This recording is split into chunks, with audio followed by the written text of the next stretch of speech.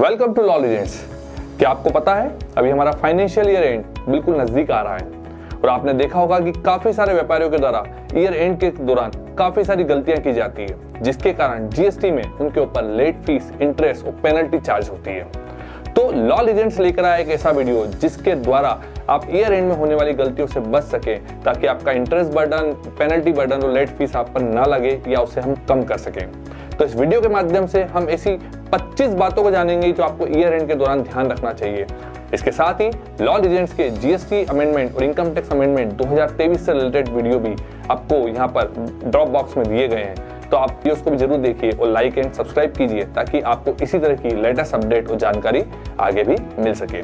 अब हम शुरू करते हैं वो 25 बातें जो आपको ईयर एंड के दौरान जीएसटी के अंतर्गत ध्यान रखना चाहिए।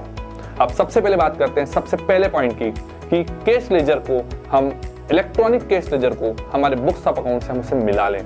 कि आप देखेंगे जीएसटी में एक इलेक्ट्रॉनिक कैश लेजर होता है, उसमें जो भी बैलेंस आता है आपकी ड्यूटी है कि ईयर एंड होने के पहले जो बुक्स में आपका इलेक्ट्रॉनिक कैश लेजर में जो बैलेंस आ रहा है, उस बैलेंस को आप अपने बुक्स ऑफ अकाउंट और साथ में जीएसटी में जो इलेक्ट्रॉनिक कैश लेजर में बैलेंस आ रहा है उसे आप मिला लें, ताकि आपको पता चल जाए कि कोई डिफरेंस आ रहा है तो डिफरेंस किस रीजन से आ रहा है। यदि डिफरेंस बड़ा है या कुछ रीजन से, तो उसको रिकंसाइल करना ना भूलें।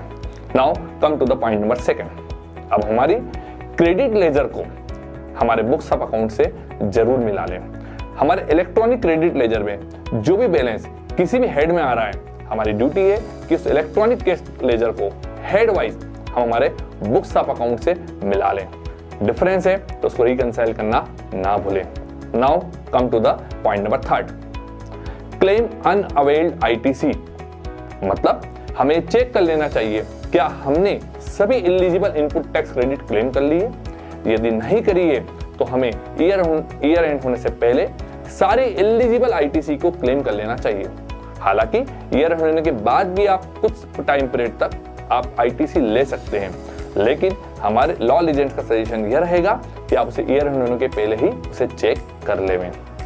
Now come to the point number 4। If excess tax paid in previous year then file refund application or utilize this excess tax amount. यदि प्रीवियस ईयर में हमने कोई ज्यादा टैक्स का पेमेंट कर दिया है कैश लेजर के थ्रू, तो अभी हमारे पास समय है कि वो हम उस ज्यादा जो हमने टैक्स पे किया है उस टैक्स को एडजस्ट करके अपने आने वाले रिटर्न में कर सकते हैं, या कुछ केसेस में रिफंड के लिए भी आप एप्लीकेशन फाइल कर सकते हैं। Now come to the point number 5। If any tax paid in reverse charge mechanism whether claim credit of ITC और नॉट।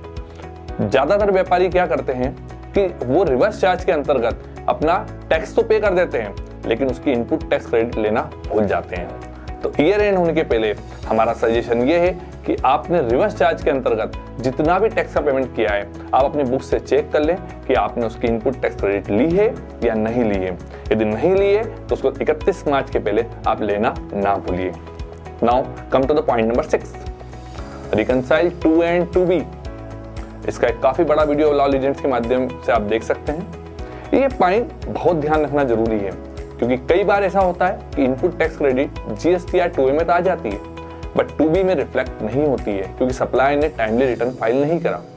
इसलिए एक बार दोनों का रिकंसिलेशन करना जरूरी है, जिससे जो इनपुट टैक्स क्रेडिट क्लेम नहीं की है वो हम ऑन टाइम क्रेडिट क्लेम कर सके, अवेल कर सके। Now come to the point number 7। Follow up with supplier if invoice not shown.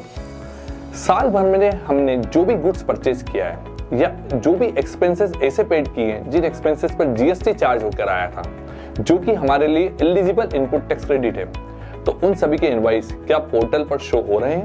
मतलब क्या वो सारे इनवॉइस जीएसटीआर 2A 2B में शो हो रहे हैं? यदि वो इनवॉइस रिफ्लेक्ट नहीं हो रहे हैं तो तुरंत आप इमीडिएटली जिस भी पर्सन से आपने गुड्स परचेज किया था, या ऐसे सभी पर्सन जिसने एक्सपेंसेस के आपको बिल शो किए थे, उनसे कांटेक्ट करें, उन्हें बोलें कि वो अपने रिटर्न में इस तरह के इनवॉइस को शो करें, ताकि हम उसकी क्रेडिट ले पाए। Now come point number 8।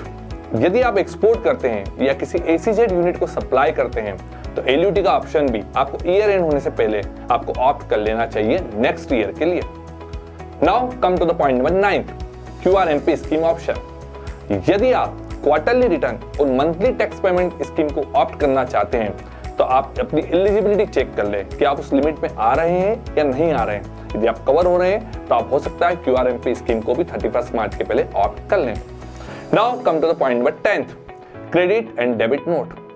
कुछ केसेस में हमने देखा है कि डेबिट और क्रेडिट नोट इश्यूज करने की जरूरत पड़ती है, इसलिए ईयर एंड होने के पहले हम टाइमली क्रेडिट नोट और डेबिट नोट इश्यू कर लें, या हमें कोई क्रेडिट नोट या डेबिट नोट किसी सप्लायर से रिसीव करना है तो भी हम उससे रिसीव कर लें, ताकि हम इंटरेस्ट और पेनल्टी की लायबिलिटी से बच सके। Now come to the point number 11th, review 180 days. काफी टिपिकल और काफी इंपॉर्टेंट प्रोविजंस, ये मतलब इस 180 डेज के प्रोविजन से रिलेटेड इस GST में भी काफी बड़ा एक अमेंडमेंट इस बजट में हुआ है। अगर हमने 180 डेज के अंदर अपने वेंडर को पेमेंट नहीं किया, उस केस में ITC को रिवर्स करना होगा। इसलिए हमें अपने क्रेडिटर से लेजर को चेक करके ये एनालिसिस कर लेना चाहिए कहीं वेंडर का पेमेंट 180 दिन से ज्यादा डिले तो नहीं हो रहा है, तब वेंडर को पेमेंट कर देना चाहिए या ITC रिवर्स कर देना चाहिए, नहीं तो हमारे पर इंटरेस्ट और पेनल्टी भी लग सकती है। Point number 12, reconciliation turnover. Books of account में आपने जो टर्नओवर बताया है वो GST में बताए गए टर्नओवर से मैच होना चाहिए, जिससे GST डाटा की एक्यूरेसी बने रहे। यदि आपका टर्नओवर मैच नहीं हो रहा है तो उसे मंथ वाइज उसे रिकंसाइल करें, और जिस मंथ में डिफरेंस आ रहा है उसे मार्च के महीने में एडजस्ट करके आप उसे बिल्कुल एक्यूरेट कर दें, क्या ताकि आपके बुक्स ऑफ अकाउंट का टर्नओवर GST की रिटर्न से मैच हो जाए। Point number 13, reconcile invoice issue with GSTR 1। यदि आप सप्लायर हैं तो आपकी रिस्पॉन्सिबिलिटी है कि आपके द्वारा जो भी इनवॉइस इशू किए गए हैं उसे GSTR 1 में रिफ्लेक्ट होना चाहिए। यदि आपने साल भर में जितने भी इनवॉइस इशू किए हैं, यदि वो GSTR 1 में रिफ्लेक्ट नहीं हो रहे हैं या गलत अमाउंट से रिफ्लेक्ट हो रहे हैं तो आप उसे चेक कर लें। यदि वो रिफ्लेक्ट नहीं हो रहे हैं तो उसे शो किया जाए, और यदि गलत अमाउंट से रिफ्लेक्ट हो रहे हैं तो उसके अगेंस्ट में आप डेबिट या क्रेडिट नोट इशू करके उसको सही करें, ताकि आपकी एक्यूरेसी मेंटेन हो सके। Point number 14, GST liability on advances. यदि आप सर्विस प्रोवाइडर हैं तो आपको ये चेक कर लेना चाहिए कि साल भर में आपको जितना भी एडवांस पेमेंट मिला है उस पर आपने GST का पेमेंट किया है या नहीं है। Only in case of service provider. यदि आपने किसी एडवांस पेमेंट पर टैक्स का पेमेंट नहीं किया है तो ईयर एंड होने से पहले आप वो टैक्स का पेमेंट कर दें विद इंटरेस्ट, ताकि इंटरेस्ट की जो लायबिलिटी बढ़ेगी इन फ्यूचर उससे आप बच सकें। Point number 15, GST on other income. बहुत बार ऐसा होता है कि अदर इनकम पर भी GST की लायबिलिटी आती है, जिस पर हम टैक्स का पेमेंट करना भूल जाते हैं, जैसे कि commission and brokerage. For example, एक रेडीमेड गारमेंट्स का व्यापारी है, यदि उसे कोई कमीशन या ब्रोकरेज भी मिलता है तो उस पर भी GST चार्ज होता है, बट वो ऐसा चार्ज करना भूल जाता है। तो आपको अदर इनकम पर भी GST चार्ज करना होता है, उस पॉइंट्स को भी आपको कंसिडर करना चाहिए। Point number 16, reclaim input tax credit which was reverse earlier. यदि ऐसी कोई इनपुट टैक्स क्रेडिट जो आपने 180 डेज के प्रोविजंस के कारण पहले रिवर्स कर दी थी, लेकिन बाद में आपने उस वेंडर को पेमेंट कर दिया है, तो इस पर रूल उस इनपुट टैक्स क्रेडिट को आप वापस से क्लेम कर सकते हैं। तो आपको रिटर्न ईयर एंड होने के पहले चेक कर लेना चाहिए कि यदि कोई क्रेडिट हमने पहले रिवर्स करी थी तो वापस एलिजिबल हो चुकी है क्या, हम उसे वापस क्लेम कर सकते हैं। यदि कर सकते हैं तो डेफिनेटली उसे वापस क्लेम कर लेना चाहिए।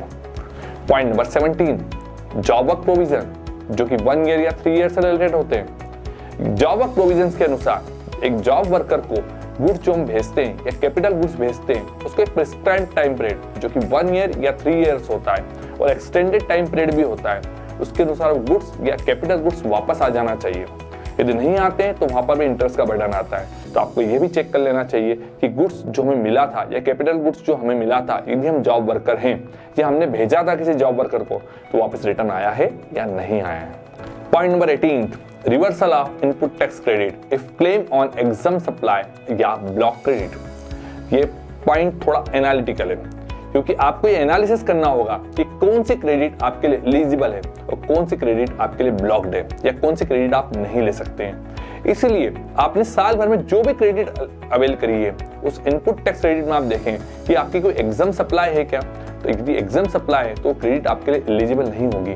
तो उस दौरान आपको जो भी इनएलिजिबल ITC है, उस ITC को आपको रिवर्सल करना पड़ेगा। यदि आप रिवर्स नहीं करोगे तो आप पर इंटरेस्ट और पेनल्टी भी लग सकती है। तो जो भी इनएलिजिबल ITC है उसे आप साल भर के दौरान आप उसे रिवर्स कर दें। Point number 19, plan for composition. यदि आपका टर्नओवर कंपोजिशन स्कीम में बताई गई लिमिट के अंदर है और आप कंपोजिशन स्कीम ऑप्ट करना चाहते हैं, तो ईयर एंड होने से पहले कंपोजिशन स्कीम भी ऑप्ट करना ना भूलिए। Point number 20, kindly check 26A।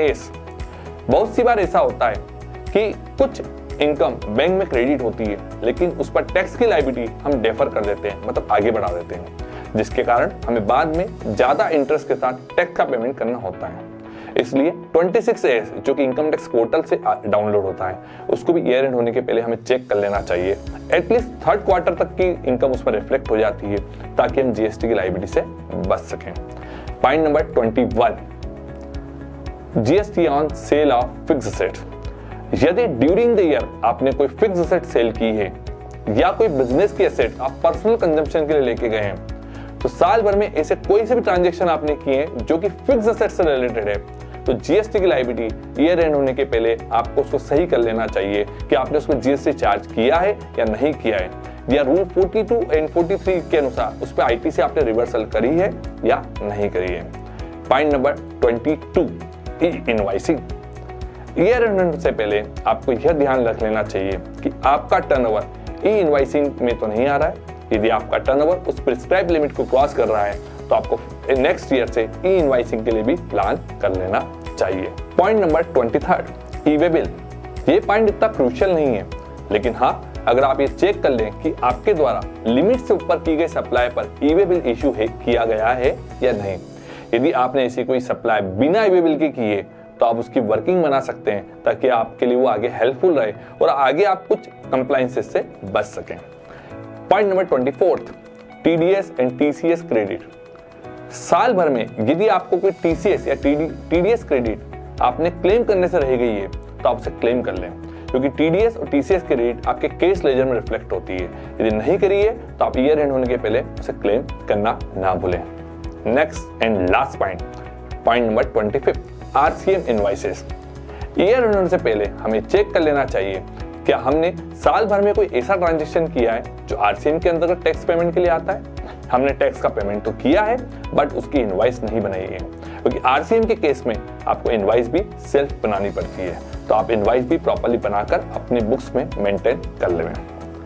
इस वीडियो के माध्यम से हमने मैक्सिमम पॉइंट कवर करने की कोशिश की है, जिससे आपको जीएसटी के अंतर्गत वो 25 बातें जो आपको ईयर एंड होने से पहले ध्यान रखना चाहिए, उस पर हमने डिटेल में डिस्कशन किया है। हमने एक रिकंसिलिएशन पर भी डिस्कस करा है। इससे रिलेटेड आपको excel sheet of Law Legends के पास अवेलेबल है। यदि आप कोई एक्सेल शीट डाउनलोड करना चाहते हैं या हमसे मंगाना चाहते हैं, तो इस वीडियो में बताए गए मेल आईडी पर आप हमें रिक्वेस्ट जनरेट कीजिए। हम उस एक्सेल शीट को आपको जरूर भेजेंगे, ताकि आप अपनी ईयर एंड में होने वाली गलती से बच सकें। और इस वीडियो से रिलेटेड यदि और कोई क्वेश्चंस आपके माइंड में है या आपके पास है, तो हमें मेल करना ना भूलें। लॉ लीजेंड्स कोशिश करेगा उन इश्यूज को जल्द से जल्द सॉल्व करने की। धन्यवाद।